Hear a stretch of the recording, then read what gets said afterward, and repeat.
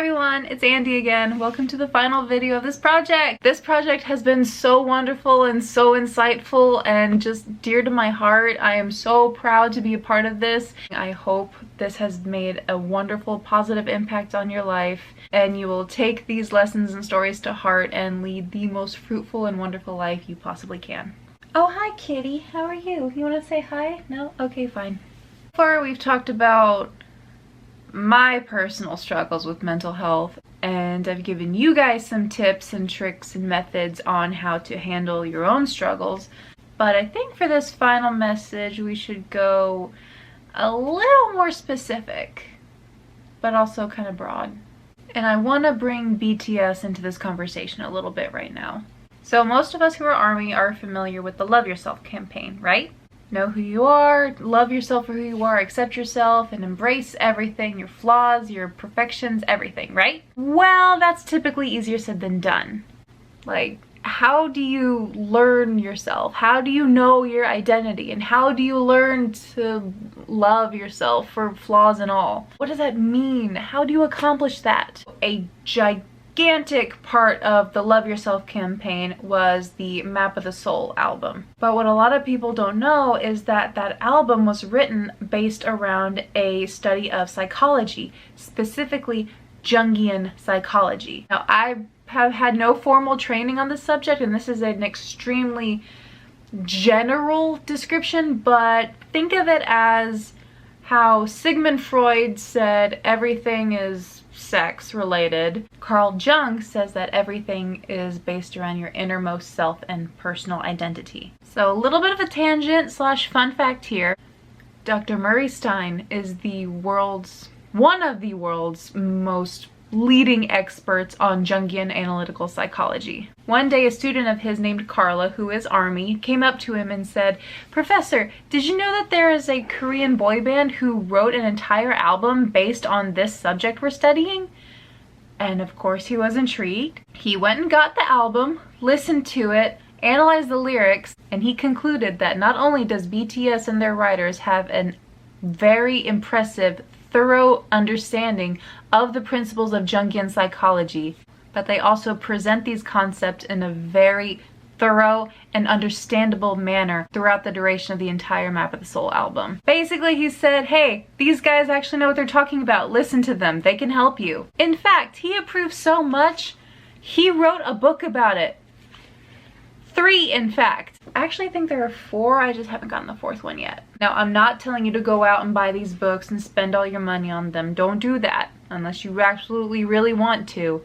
But I really encourage you to look up Jungian psychology. It sounds really complex, and I mean it is. It's the inner workings of the human psyche. But it turns out that a lot of the main principles and concepts of the practice are things that we are familiar with in our everyday life.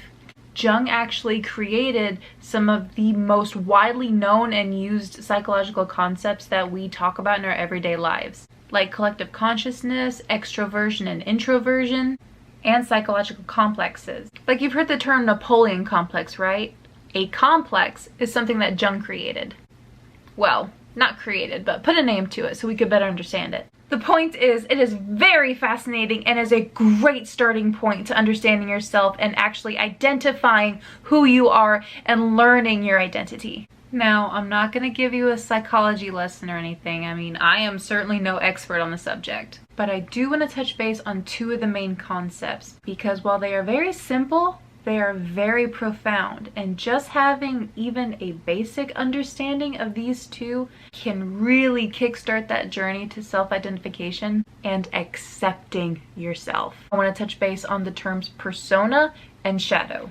And persona just so happens to be book 1. Let's take a look. The persona is the mask that separates our conscious ego from the external world and how we interact with it. What the world sees as they look back at us is our persona. They never see the true us, only the part of ourselves that the persona allows them to see. This can vary depending on what role we are in, such as a doctor having a completely different persona at home versus at work.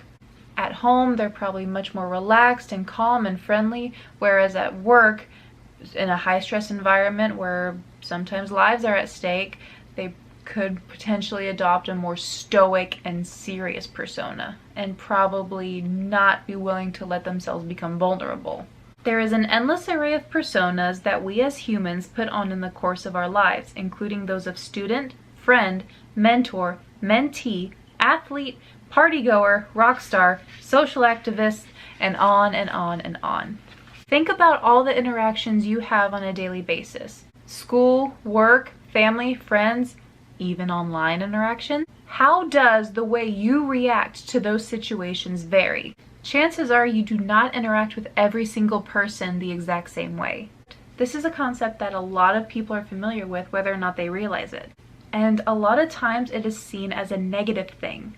You hear people talk about how they don't feel authentic, they feel alone, they feel lonely even when they're not alone, they feel trapped, they feel like they're not being honest, they feel like a faker. When in reality, that's just different parts of our personality coming out at different times.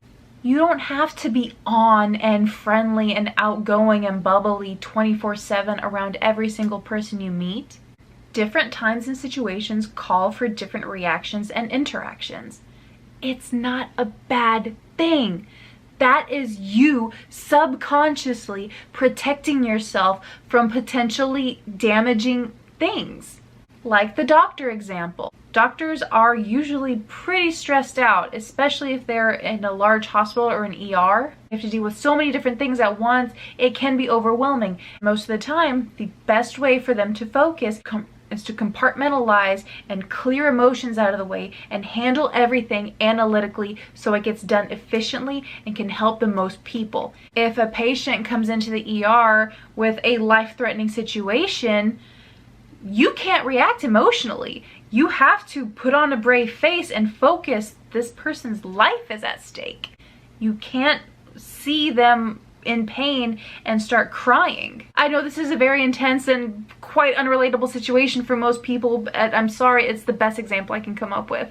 A more calm example is how you interact with your parents is nowhere near the same way you interact with your friends. There's things about you that your parents probably don't even know that your friends do, and vice versa. We all have multiple personas, and to allow even just one person to bear witness to all of these personas, and even more, look past them and see the truer self, it puts you in a very, very vulnerable situation that most people would be terrified of, and rightly so. So the next time you feel like you're lost or you're alone or just going through the motions, please know that that is not a negative thing. To present yourself in a certain way that helps you handle whatever situation you're in is the most universally human thing you can do. You're not a fake, you're not a failure, you're just you. There is no need to show your entire self to every person you come across. That would drain anyone to the point of breaking. If you feel like you're not being your true self, then chances are you're not where you're meant to be. You're not around the people you're meant to be with. It is your unconscious self protecting you. Unconscious. Did I say that word right? I hope I did. Why is that word so hard? Once you have a better understanding of what a persona is, you can start identifying your own personas and which ones come out in which situations. And if there's one that you feel really uncomfortable about using, it's a sign that whatever brings out that particular persona is not something you should be a part of. Let that be your guide to shaping the world around you into something that makes you happy and healthy. Don't be afraid of your personas. They are you. Good, bad, it's all a part of your unique identity. Which brings me to the second concept I want to touch on, the shadow. Our persona is how we present ourselves to the world, and our shadow is everything that we don't show the world. If I created a persona of someone who is friendly and helpful and encouraging to others, then the opposite traits, unfriendliness, unhelpful, and discouraging, those all get broken off and stored in the shadow unconsciousness. There's that word again, unconsciousness. I hope I'm saying it right. The intensity of this phenomenon appears to vary in direct proportion with how intense and one-sided a persona becomes.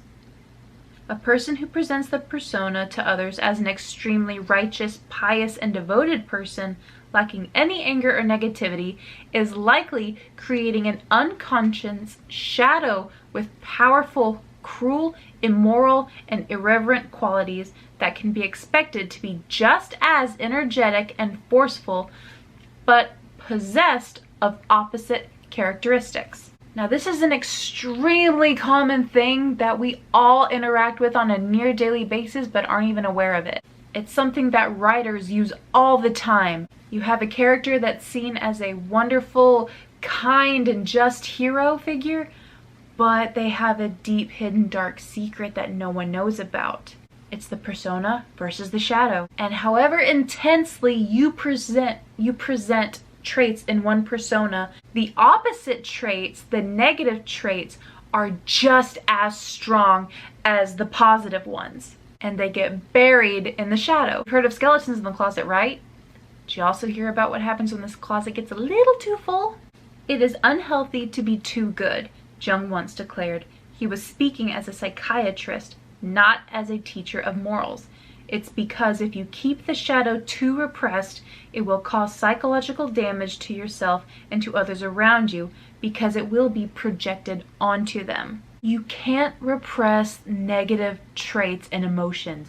You have to accept them and see them for what they are and analyze them. Next time you find yourself alone, check in with yourself. Ask yourself how you're doing. And if there's something negative lurking in there, bring it to the light. Analyze it. Talk it out in your own head. Inner dialogue can be your best saving grace. By imagining these negative traits and entering into a conversational relationship with them, a person allows themselves not only to become more familiar, but also drains some of the energy out of them. By bringing them into a conscious relationship with the ego, there is a change in the relationship between the opposites, and they become a set of polarities. Instead of being wholly 100% good and completely bad and evil, they come together and balance each other out instead of fighting constantly. The less we understand about our shadow side, the more likely we are to unknowingly act from it, often in ways that hurt others. It is crucial for us to recognize we have a shadow side and to take steps to deal with it in healthy ways. There is no light without the dark. There is a constant balance to the universe all around us, even inside of our own minds. If you continue to fight and repress and compress all the negativity, it is going to implode. Do not be afraid of your flaws. Know them, embrace them, learn them, use them to only brighten the good. I know it can be really hard and seemingly impossible, but I swear to you that it is. You're never gonna be perfect. The only thing you can ever be is perfectly you, perfectly real, flaws and all. Don't ever try and blend in with everyone else, because everyone else isn't you. You are your own person, and every part of who you are is exactly the way it's supposed to be. And I love you for it. I love every single flaw you think that you have. Every negative trait that you have is something that makes up your identity. And your identity is something that will never happen again. And I am honored to bear witness to this. You're not one in a million. You're one in infinite. And that is something to be proud of. That is something to celebrate every single day. Not shy away from the flaws and negative traits that make you you. Because as strong as you feel those negatives are, those exact opposites, the positives, are just as strong. The balance of the universe is reflected within your own mind and heart. Starlight shines brighter in the darkest night, and you shine brighter than anyone.